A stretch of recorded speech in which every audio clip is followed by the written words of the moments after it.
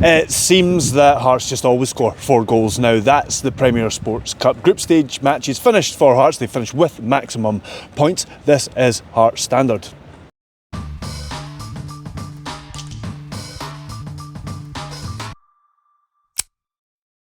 This is Hearts Standard. I'm Craig Cairns, that's Joel Sked. We've just watched Hearts 4, we're getting used to 4, Dumbarton 0. It means Hearts finish top of Group E. It means that they have a fairly healthy goal difference, and we'd probably assume that they're going to have a seeded position, although we won't really know that until Saturday. Yeah, plus 15 goal difference. There's 4 other groups, so there's 3 seeded spots available to join the 5 European teams in the next the knockout stage, and there are 4, so Hearts are the first team to confirm maximum points, and then there's 4 other groups where the top team can finish on 12 points. Then there is, for example, Ayr United have to go to Mirren and win. What was the other? They have scored a lot of goals though. They have scored a lot of goals, and there's a team, it's escaped my mind at the moment, have to go to Ross County and win. Can't remember who they are though, if I even wrote it down. So then, yeah, there's every likelihood that Hearts are going to be a seeded team. It would be a mad set of results in the weekend for Hearts not to be. So yeah, I do think it's just been a. Derek McInnes used the word professional, and I do think it's been a very comfortable, a very professional, just a very productive League Cup group stage. You look. Probably the Dunfermline game, that there was a period in the middle of that where you thought that was probably the worst point and the most disorganised or disjointed, or the only time real Hearts really lost their way. But over the piece, you look at it, the vast majority of first team players have been able to get minutes, big squad. Derek McInnes has been able to dabble tactically. There has been a lot of goals. So you look at,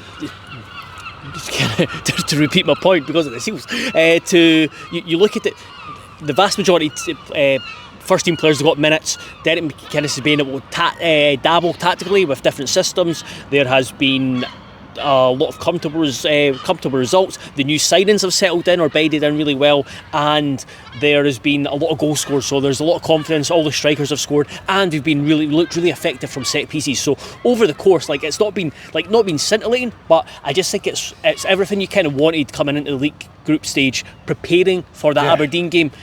Loads of boxes have been ticked. I think what's happened is two things that you've said there have fed into each other. So basically, Hearts have won the games comfortably enough, and it's allowed Derek McInnes to experiment as much as he can within these games, within the sort of parameters. And he has, and that comes to the most interesting thing from tonight is the first thing he sits down when he comes in after the game is he says, "I've picked the wrong team. Now I wonder how. He was talking about just get players minutes. I think it was fully intentional. I think he was the comfortable place in the group, arguably the weakest team at home on the last game. You used that first half he played an awkward shape, awkward with the players in it. To top up minutes essentially, get players like Khartoum who's not had enough minutes, or there's a few other examples you could think of, and I think I could be totally wrong here, but I think he just saw that as a sort of, he was willing to throw away that first half to kind of experiment, knowing that he could save it in the second half if he needed to. Yeah, I think he kind of alluded to that as well. That I can't remember his exact words, and you will see the Q&A in the description. But he kind of talked about how he was kind of wary. He was wary about the team he was picking because, and he said he kind of felt sorry or had sympathy for some of the guys like Khartoum and Kabangu who were in awkward positions and they got taken off at half time. So it was they were put in an awkward position, but overall it was awkward. Like watching it was awkward, but I found it quite intriguing, fascinating almost by the way that the team played, and it wasn't like Dumbarton sat in, so there was loads of the ball and probably could have scored more. There was just decision making. Team got into pretty good areas, but then just that kind of final ball or final decision. Like Stephen Kingsley was excellent in the first half, but yeah, I don't think we're ever going to see that 11 again. That 11 and that setup ever again, because before it's like you could have asked me, we could have picked 100 teams each to predict what was going to be tonight, and none of us would have got that. You could have given me the 10 players and I still wouldn't have got the left wing back. I still would not have got who the left wing back was. Because we're sitting in the media suite because usually we've got a rough idea, like when the team comes out, right, it's easy to go, right, we reckon it's 4-4-2, blah blah blah, so it's quite quick to get the graphic up. We sat, it felt like 10 minutes, we were like, who's playing where? Although one of the first ones we did decide was Khartoum was playing right wing back. For some reason we got that first. You mentioned Kingsley there. I think it would be good to go at him next. He was one of the standouts, especially in the first half. Hearts started with a back three, but when Hearts had possession, it was a back two. Kingsley played like a fullback, got down, linked well with Spittle and with Kabangu coming over on that side as well. Put lots of dangerous crosses into the box. Maybe a couple more should have been finished, but it was an encouraging performance from Kingsley. Penrice is left. Milne's expected to step in. Kingsley provide competition, but he showed that he could be a useful player over the next season. Yeah, he played, and we asked him about it in this interview coming out later in the week. But asked him, like, it did feel like he was playing 3 or 4 different positions across that game. Even in the first half, he felt like, or watching him, it was like a left centre back and a left back and a left wing back at times. And yeah, I think there's reason people have talked about the fullback positions. I don't think there's any reason why left back should be looked at the moment. I think there's more pressing issues if Hearts are going to go back into the transfer window once hopefully Kabody gets over the line.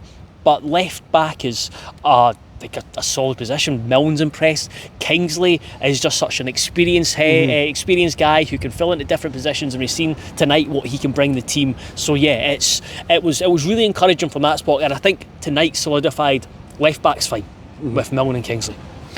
And at half time there's a couple of changes. Switched to back four, a bit more of round pegs and round holes for the second half. Although we still had a wee bit of experimentation.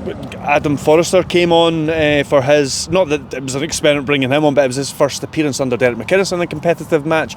But in front of him, it was interesting to see Kyziridis get a run out on the right, which he scored from. I mean, we think we'll predominantly see him on the left instead, but it was interesting. He seemed to play a bit more narrow on the right, even though that's his natural position. It's his natural foot. It's the side for his foot, but not the natural side for his that he actually plays on. But it was interesting that he played slightly more narrow, I thought. Yeah, it did feel. We kind of mentioned this when Kerjota came on, that there was times where Forrester was really eager to get high and wide, so it did force whoever was wide to play more narrow rather than maybe Forrester sitting off a wee bit and giving the winger space and just being supportive. He was actually really aggressive pushing on. So yeah, I was curious whether we would see Kyziridis. I thought maybe to start with, I thought maybe Braga might play on the left and Kyziridis on the right when I was trying to decide my formation, my predicted lineup, which was miles wrong. But nobody's going to criticise you for that. No, it's probably something you should just stop doing it. But but yeah, it was good to see that McInnes maybe views them being there, because it would be good to change up wingers every now and then, to change up where they're coming from, and it was an excellent goal. Is there anything else that you want to add on? He mentioned the counter pressing. You asked about Devlin and Nieuwenhof's contribution to that, but he did say that he felt like it came from the forwards first. Yeah, and he repeated it, but he used the word hunt, and that's how I view when the opposition have the ball at Tynecastle. That's what Hearts to do, is go hunting for it, hunt the opposition, suffocate them, and it's been good that's been the case. It did seem like in the throughout the whole game that when the ball was lost, Hearts won it back immediately and recycled it really well, and didn't allow Dumbarton to get any kind of foothold or get progress the ball into the opposition half. And yeah, I was actually, because I asked him about Devlin and Nieuwenhof, who I thought were quietly really, really good. Devlin, we could see him be more of an attacking threat. He set up the goal for Braga, he did really well for that. He made a run into the box in the second half that Shanklin nearly found him. So you could see that side of things, and he was trying to get more involved. And then Nieuwenhof has been, I think, like kind of subtly really effective. You mentioned, because we were talking about how he's played 90 minutes now, you mentioned his positive impact off the bench against Dunfermline. So looking at the moment, he could be a really useful squad player. And then I just thought those two did really well to recycle the ball, win the ball back, and I thought they were supported really well by Kent and Steinwender, who were really aggressive, and it seemed like Steinwender, McIntosh played on him, and I think it was a good test because McIntosh he's a big burly lad. He can move, he can put his body about, and he tested Steinwender, but I thought Steinwender did well with that physical threat, and he ended up being kind of the first header most of the times, and it was Frankie Kent who was supporting. So yeah, there was quite a few positives to take. Kerjota, what did you make of him? Because you wrote about him. I thought it was. At first, when he came on, as you were kind of mentioning a bit before there was a bit of congestion on that right wing a wee bit. But I felt that I thought it was a very positive contribution for the limited time he was on the pitch, for how deep Dumbarton sat. I thought he showed flashes of really good technical ability, similar to what Kyziridis did in his longer debut for against Stirling. I thought there was lots of positives there. He didn't quite get as many sights on goal as Kyziridis did, but one thing I'd like to say about both of them, which I've noticed in the very small sample size so far, is Kyziridis likes to close down opponents when they have the ball as well. Sometimes that's not what you always get from a more luxury player or a more technical player. They don't like to do the dirty side, and he even mentioned it in his post-match interview that game. We asked him what Derek McInnes' instructions were, and after he'd finished he said, "and to defend," which is quite interesting and quite telling.